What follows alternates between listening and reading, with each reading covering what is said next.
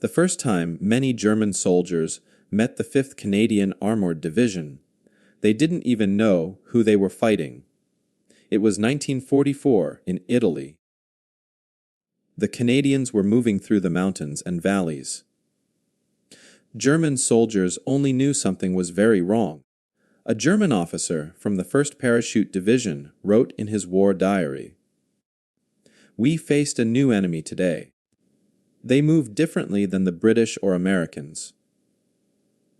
Their tanks don't charge forward in straight lines. They wait and watch. They study our positions. Then they hit us where we're weakest.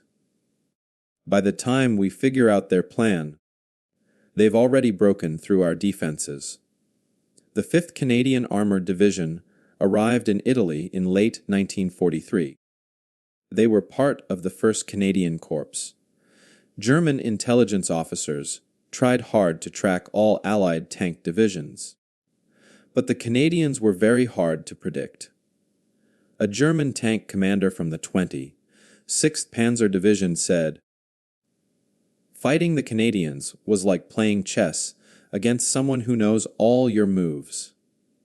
They never did what we expected. British tanks usually attacked the same way every time. We could prepare for that. But the Canadians, one day they'd hit us at dawn, the next day at midnight. Sometimes they'd go around our sides. Other times they'd push straight through our middle. We never knew what was coming. What scared German soldiers most wasn't the Canadian tanks themselves. It was how the Canadians used them. The 5th Armored Division practiced a way of fighting that mixed tank attacks with soldiers on foot in a scary way. A German soldier from the 20th Panzer Grenadier Division remembered, "The Canadian tanks never came alone. Never. Their foot soldiers moved with them like shadows. If you tried to hit their tanks with our anti-tank guns, their soldiers would find you and attack. If you focused on their soldiers, their tanks would destroy your position. It was impossible to defend against." The German army called this the Canadian style of fighting. They even wrote special training papers about it. These papers warned German units what to expect when facing the 5th Canadian Armored Division. One warning paper said, "Canadian armored units show unusual patience for attacking forces. They will watch a position for hours or even days before attacking. Do not think their slowness means weakness. When they attack, it comes fast, hard, and from directions you don't expect. Their tank commanders show excellent understanding of ground and terrain. They use every hill, every valley, every stone wall to their advantage." German respect for the Canadians grew during the fight for the Hitler Line in May 1944. The Hitler Line was supposed to be impossible to break through. It had strong concrete bunkers, many minefields, and was defended by Germany's best soldiers. A German officer who fought there wrote, "We were told no army could break the Hitler Line. Then the Canadians came. They didn't just break it, they tore it apart. Their tanks found weak spots we didn't know we had. They attacked at night when we couldn't see well. When morning came, they were already behind our lines. It wasn't just a military defeat. It hurt our confidence." The Leary Valley Campaign showed how deadly the 5th Canadian Armored Division could be. German soldiers started calling them the Patient Hunters. The name described how the Canadians fought perfectly. A German veteran explained, "Most Allied tank units fought like they were in a hurry. They'd rush forward and hope their big numbers would win. The Canadians were different. They fought like hunters tracking dangerous animals. They'd follow us and watch us and study our movements. Then, when we were tired or weak or looking the wrong way, they'd strike. It was terrifying because you never felt safe. Even when it was quiet, you knew they were out there, watching and waiting. The Canadian tankers' skill at reading the land impressed and frustrated their German enemies. Italy's mountains and hills made tank fighting very difficult. Many commanders thought tanks couldn't work well there. But the 5th Canadian Armored Division proved everyone wrong. They used the difficult ground to their advantage in ways that amazed German defenders. A German tank officer said, "The Italian mountains should have made tanks almost useless." The British and Americans had trouble moving their tanks through the hills. But the Canadians, they moved through that ground like they'd been born there. They found paths we thought tanks couldn't use. They set up their tanks on hilltops we thought were impossible to reach. Several times we prepared defenses for attacks from the valleys, only to find Canadian tanks shooting at us from the mountains above. How do you defend against an enemy who can put heavy tanks where tanks shouldn't be able to go? This skill came from careful practice and new ideas. Canadian tank commanders spent hours studying maps and looking at the ground. They often went out on foot to check routes before sending tanks through them. A captured Canadian tank commander told his German questioners, "We don't just drive our tanks. We know the ground, every creek, every ridge, every patch of soft earth. We know where we can go and where we can't. And we're always looking for the path nobody expects." His German questioners were impressed but also worried. One wrote in his report, "The prisoner showed exceptional knowledge of small ground details. This level of planning and careful preparation explains why Canadian armored attacks succeed so well. They leave nothing to chance." The German army's respect for the 5th Canadian Armored Division grew stronger during the Gothic Line fighting in fall 1944. The Gothic Line was Germany's last big defense line in northern Italy. German commanders put their best units there. A German general said, "If we can't stop them here, we can't stop them anywhere in Italy. The question isn't if the Allies will attack. It's when, and which units we'll face. Please God, let it not be the Canadians." But the Canadians did come, and they brought their trademark way of fighting. Patient watching, sudden violence, and relentless pressure. A German soldier from the 90th Panzer Grenadiers described the experience. The Canadians arrived at the Gothic Line in early September. For 3 days, almost nothing happened. We saw some scouting patrols. A few small gunfights. Our officers started thinking maybe the main attack would come somewhere else. Then, on the 4th night, hell broke loose. Canadian tanks came from 3 directions at once. Their artillery hit every command post, every supply point, every communication station. By dawn, our whole defensive line was cut into pieces. Units couldn't talk to each other. Officers didn't know what was happening. And through all the confusion, those Canadian tanks kept coming, always hitting us where we were weakest. What really impressed German soldiers was how the 5th Canadian Armored Division never seemed to stop. Other Allied units would attack, then pause to rest and resupply. But the Canadians kept pushing forward day and night. A German officer wrote, "Fighting the Canadians felt like drowning.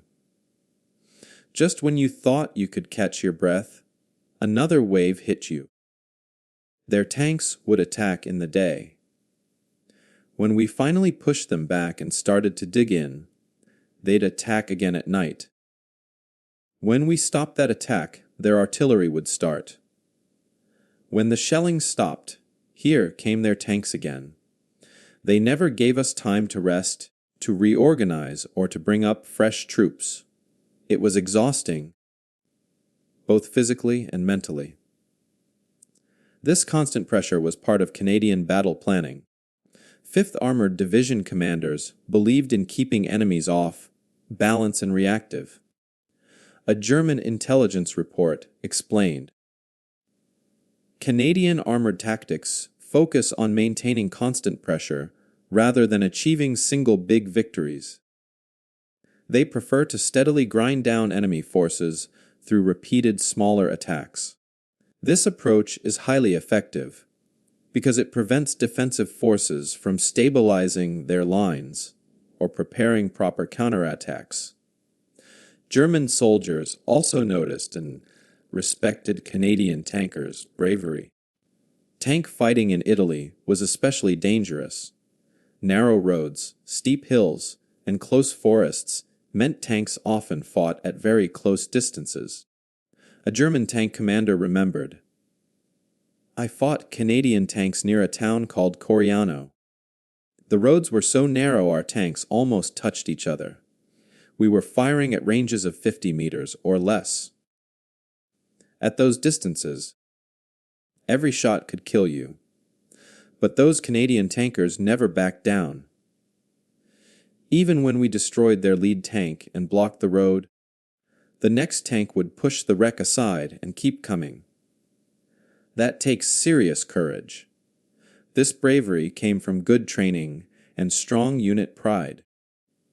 The 5th Canadian Armored Division built a reputation as one of the best armored groups in the whole Mediterranean area. Its soldiers knew their reputation and fought to keep it. A captured Canadian soldier told his questioners, We wear the 5th Division's maroon patch with pride. When German soldiers see those patches, they know they're in for a real fight. That reputation wasn't given to us. We earned it tank by tank, battle by battle. The German response recognized this hard truth. Even in their own reports and diaries, German officers and soldiers spoke respectfully of their Canadian opponents. A German division commander wrote to his higher officers, The 5th Canadian Armored Division represents one of the finest armored units we have faced on any front. Their tank commanders show excellent tactical skill. Their coordination between tanks and foot soldiers is superb. Their determination in battle is unshakable. I must report honestly, when we face the Canadians, we should expect heavy casualties and difficult fighting. This respect appeared even in informal communications between German soldiers. Letters taken from captured or killed German soldiers often mentioned the Canadians specifically. One German tanker wrote to his family, We are fighting the Canadians now. They are tough opponents, maybe the toughest we've faced in Italy. But there is honor in fighting a skilled enemy. Better to face brave men in fair battle than to fight an easy war without meaning. Another German soldier wrote, The Canadians fight hard but fair. They take prisoners correctly. They treat wounded enemies with respect. In this terrible war, such things matter. I would rather surrender to Canadians than to many other armies. These comments show something important. Even in war's brutality, soldiers on both sides could recognize skill and honor in their opponents. As the Italian campaign continued through late 1944 and into 1945, the 5th Canadian Armored Division kept proving why German soldiers respected and feared them.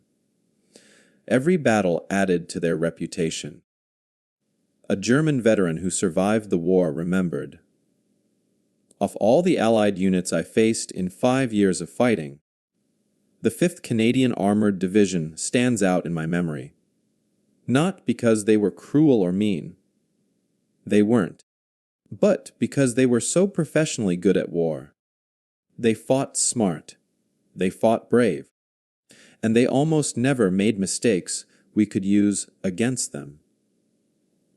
The division's success came from many things working together, excellent training, smart leadership, innovative tactics, and unbreakable determination.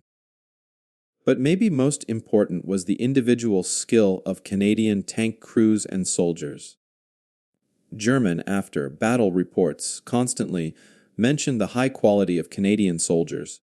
Enemy tank commanders show initiative and independent thinking rarely seen in other Allied units. When situations change, they adapt quickly without waiting for orders. This makes them unpredictable and very dangerous opponents. By war's end in May 1945, the 5th Canadian Armoured Division had fought through Italy from the southern mountains to the northern plains. They had broken through multiple German defense lines. They had fought in some of the war's toughest battles. And they had earned the lasting respect of the German soldiers who faced them. A German officer, interviewed years after the war, said, "People often ask me which Allied unit I feared most. I always answer the same way, the 5th Canadian Armoured Division. Not because they had better tanks. They didn't.